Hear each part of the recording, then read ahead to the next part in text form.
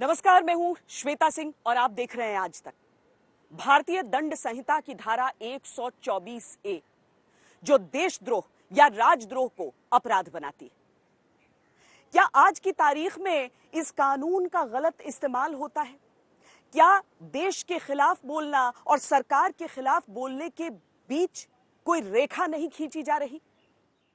क्या आज इस कानून की प्रासंगिकता है? क्या आज इसकी आवश्यकता है? इस पर मंथन आजकल देश में चल रहा है और हम इसके तमाम प्रावधानों पर, इसकी जरूरत पर, इसके पक्ष में और विपक्ष में पेश कर रहे हैं श्वेत पत्र।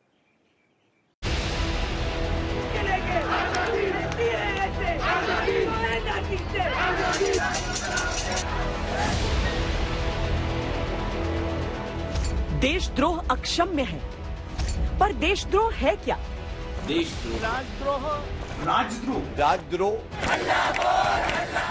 देश का विरोध स्वीकार नहीं किया जा सकता, पर सरकार का विरोध तो स्वस्थ लोकतंत्र की परंपरा है। सत्ता के सिंहासन पर बैठे निरंकुश शासक, लोगों की आवाज कुचलने वाले निरंकुश राजा, जन विरोधी नीतियों की आलोचना पर जनता को जेल की सलाखों के पीछे डालने वाले शासक जान लें कि अब जनता उठ चुकी है। जनता की आवाज को ना कुचला जा सकता, ना उसका दम घोटा जा सकता, ना उसे दबाया जा सकता। मोदी बैशिंग ब्रिगेड की तमाम असहिष्णुता सामने रही, मोदी फोबिया का एक सनक पूरे देश में दिखाई पड़ी। उसके बावजूद भी प्रधानमंत्री नरेंद्र मोदी जी ने परिश्रम से, तपस्या से, जो एक देश की सियासी संस्कृति थी, परिक्रमा की संस्कृति, उसको परिश्रम में और परिश्रम के बाद परिणाम में बदल के दिखाया। न्यायपालिका ने न्याय के पालन पर मंथन छेड़ा है। 124A की एप्लीकेशन पे स्टे लगा दिया है। इसका मतलब ये है कि जो 528 जो स्टेट प्रोसिक्यूशंस हैं सेडिशन के लिए, उनमें जितने भी डेटिन्यूज हैं उनकी इमीडिएटली इंटरिम बेल अदालतें दे देनी चाहिए, क्योंकि जब प्रोविजन पे ही स्टे लग गया तो एक्यूज्ड कस्टडी में क्यों रहे। राजद्रोह कानून की संवैधानिकता पर सुनवाई चल रही है। कानून जो होता है हमेशा अच्छे लोगों के संरक्षण के लिए होता है, सही लोगों को तकलीफ में लाने के लिए, फंसाने के लिए होता नहीं है। लेकिन कानून का दुरुपयोग करके कुछ राज्य के सरकार और पुलिस, ये सारे लोग मिलकर लोगों को हैरान परेशान करने का काम करते हैं। सुप्रीम कोर्ट ने सही समय पर उसका संज्ञान लिया। सुप्रीम कोर्ट ने केंद्र सरकार को दिशा निर्देश दिए हैं। राजद्रोह का इस्तेमाल सियासी औजार करके किया जाता है। कई सरकारों ने इसे सियासी औजार समझा। 152 साल में पहली बार राजद्रोह कानून के प्रावधानों को सस्पेंड किया गया है। अगली सुनवाई जुलाई के तीसरे हफ्ते में होगी। प्रधानमंत्री जी के निर्देश पर केंद्र सरकार ने सुप्रीम कोर्ट में एक एफिडेविट दिया था, जिसमें यह कहा कि हम सेडिशन लॉ को दोबारा रिव्यू करना चाहते हैं। उसके आधार पर सुप्रीम कोर्ट ने आज अपना फैसला दिया है। जुलाई तक सरकार अपना रुख इस कानून पर सुप्रीम कोर्ट पर पेश करेगी। तब तक सुप्रीम कोर्ट ने ऐसा कहा है कि नए केसेस नहीं डालने चाहिए, और वो ठीक भी है। इधर सुप्रीम कोर्ट सवाल उठा रहा है, उधर सियासत गरमा रही है। इसका दुरुपयोग हुआ है। सारे लोग राष्ट्रद्रोही थोड़े थे जो कि सरकार का विरोध करते थे। इस कानून का दुरुपयोग पिछले 7-8 सालों में अपने चरम पे पहुंचा है। अपने राजनीतिक विरोधियों के खिलाफ देशद्रोह का मुकदमा करना भाजपा की राज्य सरकारों में फैशन बन गया है। जो हिम्मत और इच्छा शक्ति 74 साल में, जिसमें 55 साल कांग्रेस की सरकार रही, किसी ने नहीं दिखाई, वो इच्छा शक्ति, मूल अधिकारों का सम्मान, अभिव्यक्ति की आजादी को आगे बढ़ाना, ये कोई कर रहा है तो ये आदरणीय प्रधानमंत्री श्री नरेंद्र मोदी जी कर रहे हैं। श्वेत पत्र में हम आपको राजद्रोह कानून की पूरी तफसील बताएंगे। आईपीसी के सेक्शन 124A की एक बारीकी से रूबरू कराएंगे। हम आपको बताएंगे कि राजद्रोह कानून क्या है, देशद्रोह और राजद्रोह में क्या फर्क है, सुप्रीम कोर्ट का फैसला देशद्रोह पर है या राजद्रोह पर? आखिर सुप्रीम कोर्ट को इस मामले में हस्तक्षेप क्यों करना पड़ा? क्या अब देश के दुश्मनों पर देशद्रोह के मुकदमे नहीं चलेंगे? क्या इस कानून का होता था गलत इस्तेमाल? जिन पर है देशद्रोह का मुकदमा, क्या वो छूट जाएंगे? सुप्रीम कोर्ट ने अहम ऑर्डर पास किए कि आज के बाद कोई राज्य सरकार या केंद्र सरकार किसी भी व्यक्ति के खिलाफ राजद्रोह का गुनाह रजिस्टर नहीं कर सकती।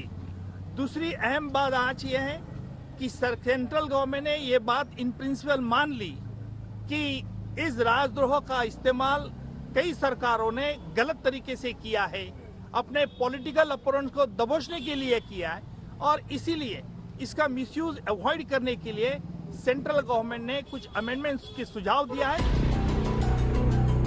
मौजूदा मामले में सुप्रीम कोर्ट ने एक retired army officer, editors guild of India, TMC MP Mahua Moitra, समाज सेवी संस्था PUCL और कुछ पत्रकारों की याचिकाओं को सुनते हुए राजद्रोह कानून के गलत और बेजा इस्तेमाल पर चिंता जाहिर करते हुए सुनवाई की।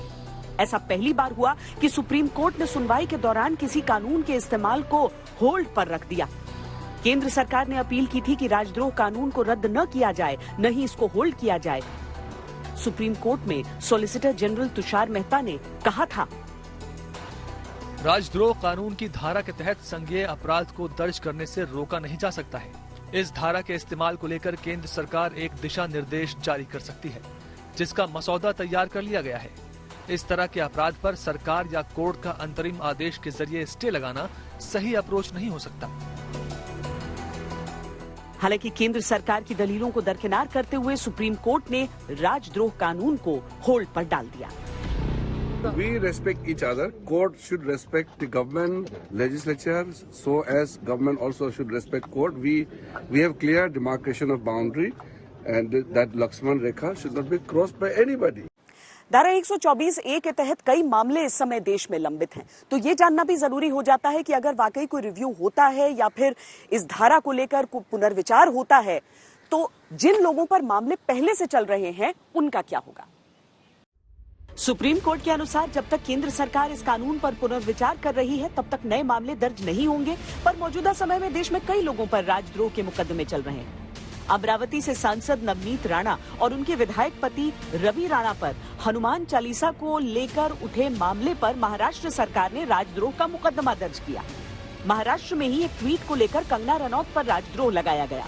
2020 में जेएनयू के छात्र शर्जील इमाम पर दिल्ली में CAA के विरोध प्रदर्शन के दौरान भड़काऊ भाषण देने पर राजद्रोह का मुकदमा दर्ज किया गया था। इससे पहले कन्हैया कुमार और उमर खालिद पर देश के खिलाफ नारेबाजी को लेकर राजद्रोह के मुकदमे दर्ज हैं। कांग्रेस नेता हार्दिक पटेल पर राजद्रोह का मुकदमा दर्ज है। कानपुर के कार्टूनिस्ट असीम त्रिवेदी पर राजद्रोह के तहत मुकदमा दर्ज हुआ। अरुंधति रॉय, अली शाह गिलानी पर 2010 में दिए गए एक भाषण को लेकर राजद्रोह के तहत मुकदमा दर्ज किया गया।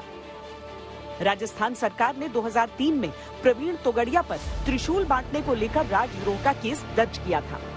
हमारी अब जैसे शर्जील इमाम का जो केस हम लड़ रहे हैं, उसमें इमीडिएटली मेंशनिंग करके हम जो है माननीय खंडपीठ से कहेंगे दिल्ली हाई कोर्ट में ऑनरेबल जस्टिस सिद्धार्थ मृदुल साहब के समक्ष कि इमीडिएटली उनकी इंटरिम बेल पे उनको रिलीज कर दिया जाए, जिससे कि वो अपने घर परिवार में वापस चले जाएं। पर सवाल ये है कि जो मामले कोर्ट में लंबित हैं, उन पर क्या होगा? जिनके खिलाफ राजद्रोह के आरोप में मुकदमे चल रहे हैं और इसी आरोप में वो जेल में बंद हैं, वो जमानत के लिए अर्जी दाखिल कर सकते हैं। हालांकि ये कोर्ट तय करेगा कि आरोपियों को जमानत दी जाए या नहीं, लेकिन केस चलता रहेगा। सुप्रीम कोर्ट ने ये भी कहा है कि आदेश के बाद भी अगर राजद्रोह का मुकदमा दर्ज होता है, तो आरोपी सुप्रीम कोर्ट के आदेश की कॉपी के आधार पर निचली अदालत का दरवाजा खटखटा सकता है। सुझाव ये भी है कि बिफोर रजिस्टरिंग एनी FIR कोई भी व्यक्ति के खिलाफ फिरियाद राजद्रोह के दर्ज होने के पहले सुप्रिटेंडेंट ऑफ पुलिस की प्रायर परमिशन जरूरत है। मुझे लगता है कि सुप्रीम कोर्ट ने जो इंटरिम ऑर्डर आज पास की है, लेकिन सवाल यह है कि जिनके खिलाफ पहले से ही राजद्रोह का गुनाह रजिस्टर हुआ, उनके बारे में क्या है। इसका फैसला सुप्रीम कोर्ट अपने अंतिम जजमेंट में सुना सकते हैं, क्योंकि वो केस टू केस वेरी होगी और राजद्रोह किस प्रकार आता है नहीं, वो हर कोर्ट को डिसाइड करना होगा। आर्टिकल 14 वेबसाइट के अनुसार अमूमन राजद्रोह के केस लगने के बाद ट्रायल कोर्ट से जमानत मिलने में औसतन 50 दिन का समय लगता है, जबकि हाईकोर्ट से जमानत मिलने में 200 दिन का वक्त लगता है। तब तक आरोपी को जेल में ही रहना पड़ता है, जबकि आंकड़ों के अनुसार एक अंडर ट्रायल को एफआईआर होने से छूटने तक 209 से 3,520 दिन जेल में रहना पड़ता है। सभी राजनीतिक पार्टियां एक दूसरे पर आरोप लगाती हैं कि उनके शासनकाल में ही राजद्रोह कानून का सबसे ज्यादा दुरुपयोग हुआ। हम राज्यवार आपको बताते हैं कि अगर 2010 से लेकर 2020 के बीच के आंकड़ों को देखें तो कौन से राज्य में सबसे अधिक मामले दर्ज हुए। इनमें सबसे ऊपर है बिहार, दूसरे नंबर पर आता है तमिलनाडु और 2010 से 2020 के आंकड़ों में सबसे अधिक सेडिशन के मामले तीसरे नंबर पर दर्ज करने के मामले में रहा उत्तर प्रदेश। सेडिशन जैसी धाराओं का होना मैं साफ तौर पे मानता हूँ कॉलोनियल मेंटालिटी को रिफ्लेक्ट करता है और सत्ता को जो सवाल पूछते हैं, तीखे सवाल पूछते हैं, या जन आंदोलन की जो लोग सुबह बनते हैं, जनता के हित में काम करने वाले लोगों के खिलाफ यदि कोई ठोस सबूत नहीं है उनको लंबे अरसे तक जेल में बनाए रखने के लिए, तो क्या किया जाए, तो उसके ऊपर सेडिशन लगाया जाए। इस प्रकार से लंबे अरसे तक हमारे देश के अलग अलग राज्यों में लड़ने वाले लोगों के खिलाफ, सत्ता को सवाल पूछने वाले लोगों के खिलाफ अब तक सेडिशन का गलत इस्तेमाल होता है। सरकार अगर उत्तर प्रदेश या भाजपा की किसी सरकार की आलोचना कर दे तो उस पत्रकार के ऊपर जो है देशद्रोह का मुकदमा बनाया जाता है। कोई आदमी अगर सरकार से सवाल कर ले तो उसके ऊपर देशद्रोह का मुकदमा बनाया जाता है। इन्होंने देशद्रोह को एक मजाक बना दिया और इतना हैरेसमेंट लोगों का, एक्टिविस्ट का, आरटीआई एक्टिविस्ट का, पत्रकारों का और राजनीतिक लोगों का इन्होंने किया है कि सुप्रीम कोर्ट को इसके अंदर दखल देना पड़ा। राष्ट्र धर्म में सरकारों की आलोचना और शासकों को सच का आईना दिखाना हमारा धर्म है। कांग्रेस 2019 में ये कानून खत्म करना चाहती थी। आज देश की सुप्रीम कोर्ट ने इस पर पाबंदी लगाकर साबित कर दिया कि हमारा रास्ता सही है, लोगों की आवाज उठती रहेगी। यही जन आंदोलन की परिपाटी है। सकारात्मक रूप से देखना चाहिए, क्योंकि सरकार ने और मोदी जी की सरकार का जो हलफनामा है उसमें स्पष्ट लिखा गया कि सरकार इस विषय को पूर्णता में देखना चाहती है। इस बात को नहीं भूलना चाहिए कि मोदी जी की सरकार ने 1500 ऐसे कानून हैं जिनकी आवश्यकता नहीं थी, वो पुराने हो गए थे, उन्हें हटाया गया। 25,000 ऐसे कंप्लायंस रिलेटेड जो दिक्कतें आते हैं नागरिकों को, उनको हटाया गया है।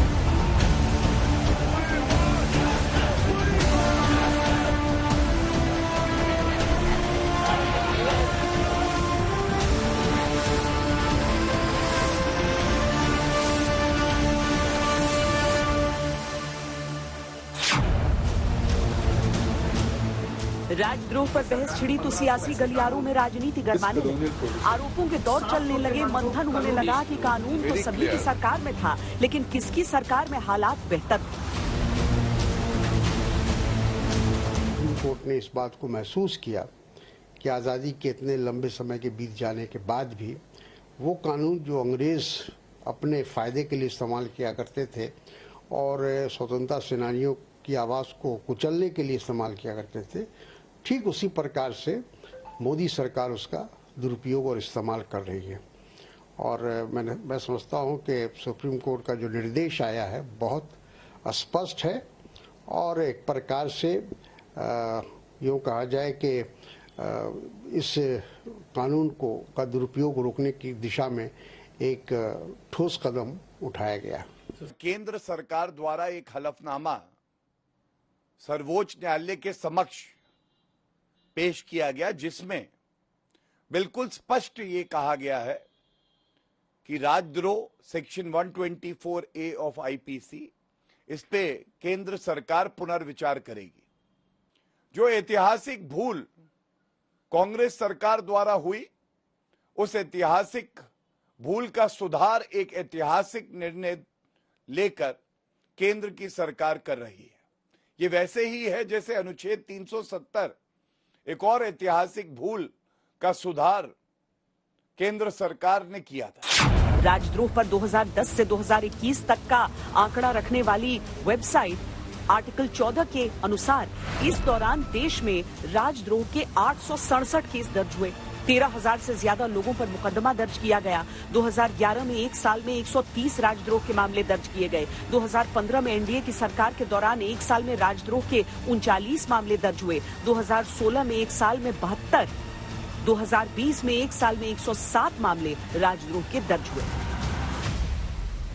जिन्होंने सिटीजनशिप अमेंडमेंट एक्ट का विरोध किया उन पे भी सेडिशन एक्ट किस तरह से हो गया? चुनौती होती है, कोई अगर कानून संसद भी पास कर देती है उसको भी अदालत में चुनौती होती है, उसकी कॉन्स्टिट्यूशनल वैलिडिटी को देखा जाता है। वो तो सुप्रीम कोर्ट का काम है ना, कॉन्स्टिट्यूशनैलिटी को, संवैधानिकता को देखना तो उनका कार्य क्षेत्र है और वही सुप्रीम कोर्ट ने किया है। और मैं उम्मीद करते हैं कि इस पे सरकार अपना जवाब जल्दी देगी और सर्वोच्च न्यायालय इस पे निर्णय करे। यूपीए सरकार के कार्यकाल में 2010 से 2014 के बीच राजद्रोह के कुल 279 केस दर्ज हुए। 2010 से 2014 के दौरान 3,762 लोगों पर धारा 124A लगी। इस दौरान हर साल औसतन 62 केस दर्ज हुए। राज्यवार देखा जाए तो 2010 के बाद से देश के 65% राजद्रोह के मामले देश के 5 राज्यों से ही आए। इनमें बिहार से सबसे अधिक 167, तमिलनाडु से 139, उत्तर प्रदेश से 115, झारखंड से 62, कर्नाटक से 52 मामले सामने आए। राजद्रोह के मामलों में सबसे अधिक 4,641 आरोपी झारखंड में बनाए गए, तमिलनाडु में 3,601, बिहार में 1,608, उत्तर प्रदेश में 1,383 और हरियाणा में 509 राजद्रोह के आरोपी बनाए गए।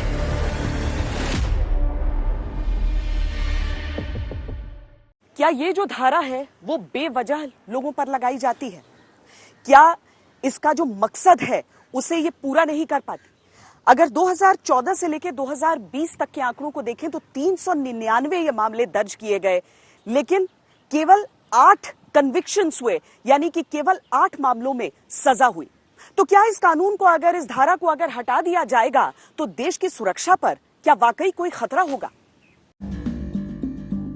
अंग्रेजी शासनकाल से लेकर आजादी बाद अलग अलग सरकारों में राजद्रोह कानून लागू रहा। दरअसल ऐसा नहीं है कि देश में राजद्रोह कानून की आवश्यकता नहीं। राजद्रोह कानून सरकार को राष्ट्र विरोधी, अलगाववादी और आतंकी तत्वों का मुकाबला करने में मदद करता है। साथ ही ये चुनी हुई सरकार को हिंसा या अवैध तरीकों से उखाड़ फेंकने के प्रयासों से बचाने में मदद भी करता है। इसीलिए सरकारें इसे हटाना भी नहीं चाहती। धारा 124A वो ऐतिहासिक धारा है जिसके अंतर्गत लोकमान्य तिलक को 3 बार देशद्रोह से जुड़ा मुकदमा झेलना पड़ा, जिसमें 2 बार उनको सजा मिली और 1909 और 1916 में उनके जो वकील थे वो मोहम्मद अली जिन्ना थे। 124A मूलतः 1870 में आईपीसी में डाला गया, जो 1898 में संशोधित हुआ। मूलतः शब्दों के द्वारा, संकेतों के द्वारा हर मैजेस्टी या क्राउन रिप्रेजेंटेटिव, जो मूल रूप से कानून था, के प्रति द्वेष या उनका हुक्म ना मानना या उनके प्रति किसी प्रकार के प्रेम को ना दिखाना, इस वजह से देशद्रोह का कानून लागू होता था। एक्सप्लेनेशन में भी डिसअफेक्शन को गैर वफादारी, डिसलॉयल्टी या शत्रुता की अनुभूति के रूप में परिभाषित किया गया है। जब भारत स्वतंत्र हुआ तो बहुत सारे संशोधन हुए आईपीसी में। तो जो शब्द था ट्रांसपोर्टेशन फॉर लाइफ या शार्टर पीरियड, उसको लाइफ इम्प्रिजनमेंट से रिप्लेस कर दिया गया। ऐसी स्थिति में देशद्रोह से जुड़ा हुआ अगर 124A किसी के ऊपर लागू होता है तो ये सेशन ट्राइबल ऑफेंस है। पुलिस किसी को कभी भी अरेस्ट कर सकती है क्योंकि संज्ञेय अपराध है और किसी को कितने भी समय के लिए जेल में डाला जा सकता है। आंकड़ों के अनुसार 2014 से 2022 के बीच 559 मामले राजद्रोह के दर्ज किए गए। इनमें 2,293 ऐसे लोगों को आरोपी बनाया गया जिनके बारे में जानकारी उपलब्ध है, जबकि 6,535 अनजान लोग राजद्रोह के आरोपी बनाए गए। CAA का विरोध करने पर 27 मामलों में राजद्रोह के केस दर्ज किए गए। इसमें 109 नामजद और 3,753 अनजान लोगों को आरोपी बनाया गया। कृषि कानून के खिलाफ प्रदर्शन करने पर 8 मामलों में राजद्रोह लगाया गया। पत्रकारों पर 17 मामलों में राजद्रोह के केस दर्ज किए गए। महिलाओं पर 60 मामलों में राजद्रोह के केस दर्ज किए गए। 1951 में जब भारतीय संविधान का पहला संशोधन पेश किया जा रहा था, तब तत्कालीन प्रधानमंत्री जवाहरलाल नेहरू ने 124A को लेकर कहा था कि यह बेहद आपत्तिजनक है और देश में इसकी कोई जरूरत नहीं होनी चाहिए। लेकिन त्रासदी देखिए कि 70 के दशक में इंदिरा गांधी के शासनकाल में ही सेडिशन को एक गैर जमानती अपराध माना गया, यानी कि बगैर किसी वारंट के गिरफ्तारियां हो सकती थी। आजादी के बाद से सरकारें बदलती रही, लेकिन यह धारा जस की तस रही।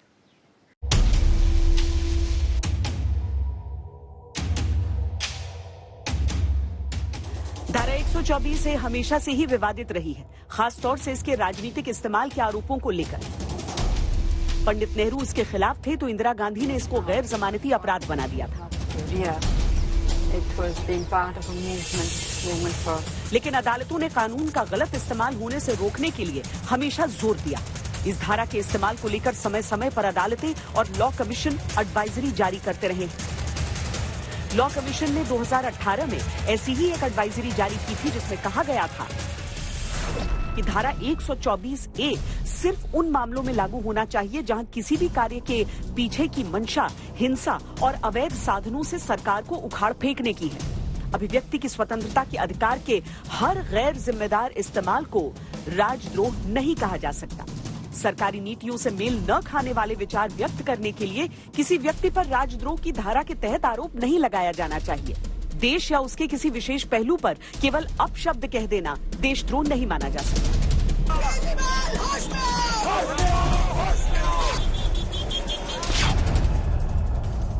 लोकतांत्रिक देश है जहां पर संविधान और राष्ट्र के प्रति निष्ठा रखते हुए भी राजनीतिक विरोध के कारण लोग सरकार का विरोध करते हैं। तो जो 124A है वो government established by the law of land, उसके प्रति विरोध दिखाने या डिसलॉयल्टी दिखाने के लिए लागू हो जाता है।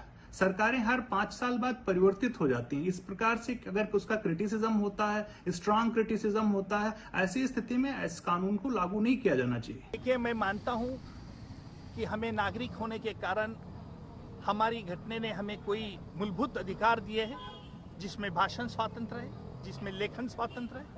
अगर किसी व्यक्ति, क्योंकि ये जो राजद्रोह का गुना इस तरह से ड्राफ्ट किया गया है, जिसके आधार पर अगर सरकार को लगा कि ये व्यक्ति अपने खिलाफ पॉलिटिकल जंग कर सकती है, तो उसके दबोचने के लिए कई सरकारों ने गलत इसका इस्तेमाल किया। मैं जरूर ये चाहूंगा कि इसमें कोई ऐसी प्रावधान होना चाहिए जिससे आधार पर कोई भी व्यक्ति उस राजद्रोह का खिलाफ गलत इस्तेमाल न कर सके।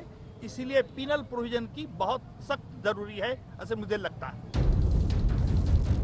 राजद्रोह पर 1962 में सुप्रीम कोर्ट ने भी एक ऐतिहासिक फैसला सुनाया था। केदारनाथ सिंह बनाम बिहार सरकार केस में सुप्रीम कोर्ट ने वैसे तो इस धारा को बनाए रखा, लेकिन इस धारा की सीमा तय कर दी थी। कोर्ट ने साफ कर दिया था कि सिर्फ सरकार की आलोचना करना राजद्रोह नहीं माना जा सकता। सुप्रीम कोर्ट की संविधान पीठ ने आज से 60 वर्ष पहले केदारनाथ सिंह बनाम बिहार राज्य में 124A के प्राविधानों को संविधान सम्मत तो माना था, किंतु उसके स्कोप को सीमित कर दिया था, लिमिटेड कर दिया था। 60 साल में जो फंडामेंटल राइट्स हैं, उनका जो जूरिस्प्रूडेंस है, तमाम सारे सुप्रीम कोर्ट के जजमेंट्स के कारण और जो देश में जागरूकता आ रही है उसके कारण से परिवर्तित हुआ है। इसलिए इसको पुनश्च देखे जाने की, इसका जुडिशियल रिव्यू करने की और आवश्यकता पड़े तो इसको समाप्त करने की भी आवश्यकता है। वैसे देशद्रोह और राजद्रोह को लेकर अक्सर असमंजस की स्थिति रहती है। देशद्रोह किसे कहते हैं, राजद्रोह किसे कहते हैं, कौन सा अपराध राजद्रोह की श्रेणी में आता है, कौन सा देशद्रोह में? आखिर 1870 में बना राजद्रोह कानून है क्या?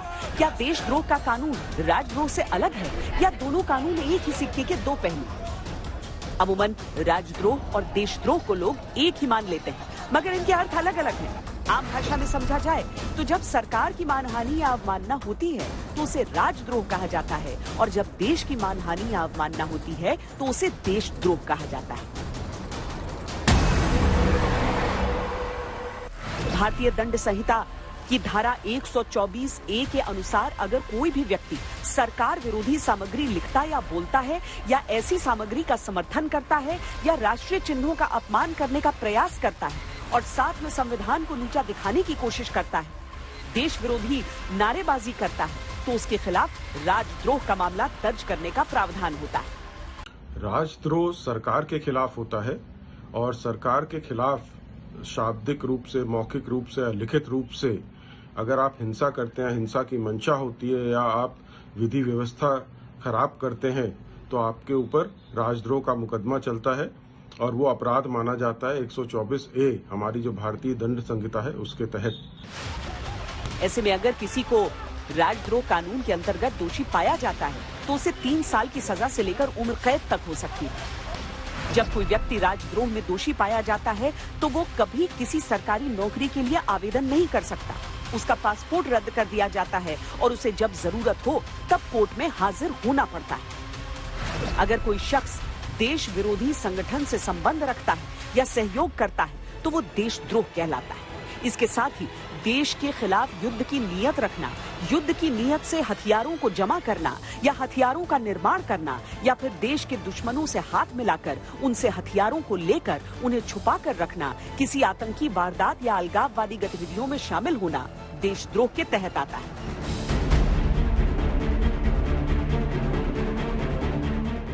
आईपीसी की धारा 121 के तहत यदि कोई व्यक्ति देश के खिलाफ होने वाली आतंकी गतिविधियों में शामिल है तो देशद्रोह के अंतर्गत उसे सजा का प्रावधान है। वहीं कोई व्यक्ति अगर देश के खिलाफ युद्ध जैसे हालात पैदा करता है या युद्ध करता है या फिर लोगों को देश के खिलाफ युद्ध के लिए उकसाता है तो उसे उम्र कैद से लेकर फांसी तक की सजा दी जा सकती है।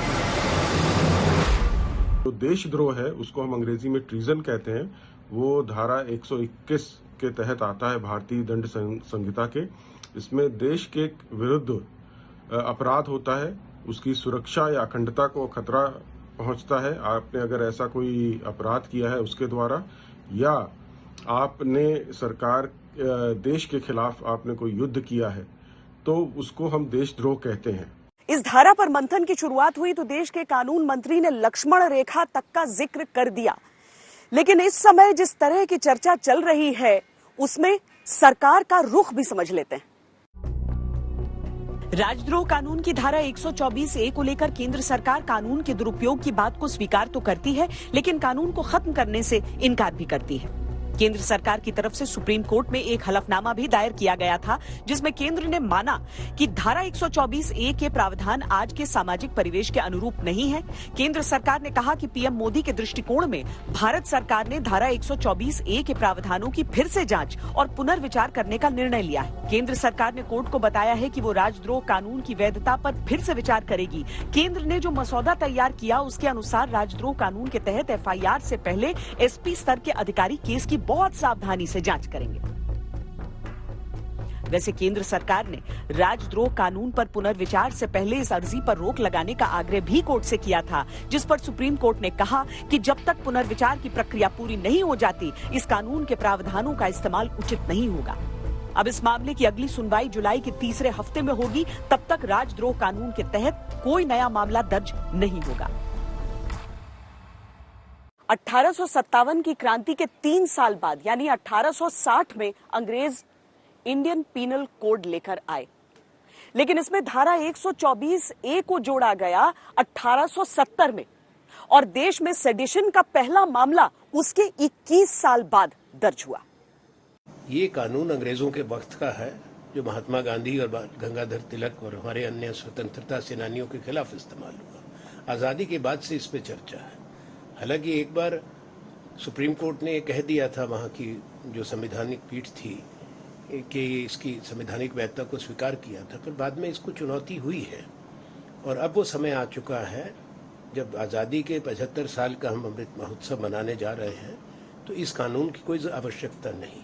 अगर कोई देश के खिलाफ कोई काम करता है, कोई षड्यंत्र करता है, कोई ऐसी आपराधिक बात होती है, वो अन्य कानून है उस पर कार्रवाई करने की।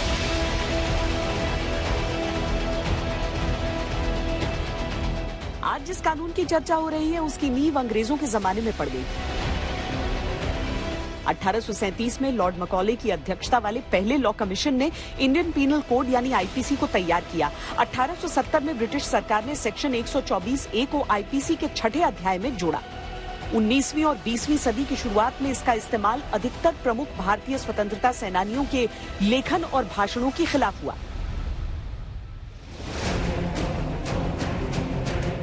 बाल गंगाधर तिलक पहले भारतीय स्वतंत्रता सेनानी थे जिन पर अंग्रेजी हुकूमत ने एक लेख लिखने पर देशद्रोह का मुकदमा लगाया था। तिलक को 1 साल की सजा हुई थी। 1922 में महात्मा गांधी पर देशद्रोह के तहत मुकदमा चला था। महात्मा गांधी ने तब कहा था कि अगर किसी के पास किसी व्यक्ति या सिस्टम के लिए कोई स्नेह नहीं है तो उस व्यक्ति के पास अधिकार है कि वो बिना हिंसा का सहारा लिए अपनी नाराजगी दिखा सकता है। 1930 में पंडित जवाहरलाल नेहरू पर इलाहाबाद में दिए एक भाषण को लेकर राजद्रोह का मुकदमा चला था। जवाहरलाल नेहरू को 2 साल की सजा सुनाई गई थी। 1934 में बंगाल में एक भाषण देने की वजह से दोबारा उन पर 124A के तहत मुकदमा चलाया गया। 30 दिसंबर 1935 को अंग्रेज सरकार ने सरदार पटेल पर भी एक भाषण की वजह से देशद्रोह का मुकदमा चलाना चाहा, लेकिन सबूतों के अभाव में ऐसा नहीं हो पाया। जो अंग्रेज भारत में देशद्रोह कानून लेकर आए थे, उन्होंने अपने देश में सेडिशन लॉ को 2009 में खत्म कर दिया। हम दुनिया के बाकी देशों का हाल भी आपको दिखाते हैं। और इस कानून को, जिसको यूके में वही उन्हीं का शासन यहां था, वो कानून लेके आए थे ब्रिटिश राज्य, उन्होंने 2009 में इसको रद्द कर दिया, खारिज कर दिया। तो भारत में क्यों है?